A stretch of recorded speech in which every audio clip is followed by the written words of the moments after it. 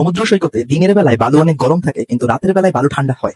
কেন আসলে ঘটনাটা ঘটে? মানে মেইনলি যে জিনিসটা কাজ করে সেটা হচ্ছে আপেক্ষিক তাপ।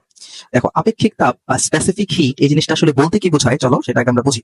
স্পেসিফিক হিট, আচ্ছা, এখন স্পেসিফিক হিট বলতে বোঝায়, স্পেসিফিক হিটের যদি ফর্মুলাটা আগে আমরা জানি, ফর্মুলাটা হচ্ছে S divided by Q divided by M del T. 1 KG ভরের কোনো বস্তুর তাপমাত্রা 1 কেলভিন বাড়াতে যে পরিমাণ তাপের প্রয়োজন হয় তাকে বলা হয় ওই বস্তুর আপেক্ষিক তাপ। পানির আপেক্ষিক তাপ হচ্ছে 4200 joule per KG per kelvin.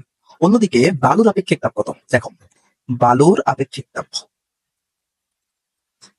তাপ হচ্ছে 830 joule per KG per kelvin. 1200 divided by 830, তার মানে প্রায় 5 গুণ। পানির তুলনায় পানির তাপমাত্রা বৃদ্ধি করতে প্রায় 5 গুণ বেশি তাপের প্রয়োজন হয়। পৃথিবীতে আমরা জানি 70% পানি আছে।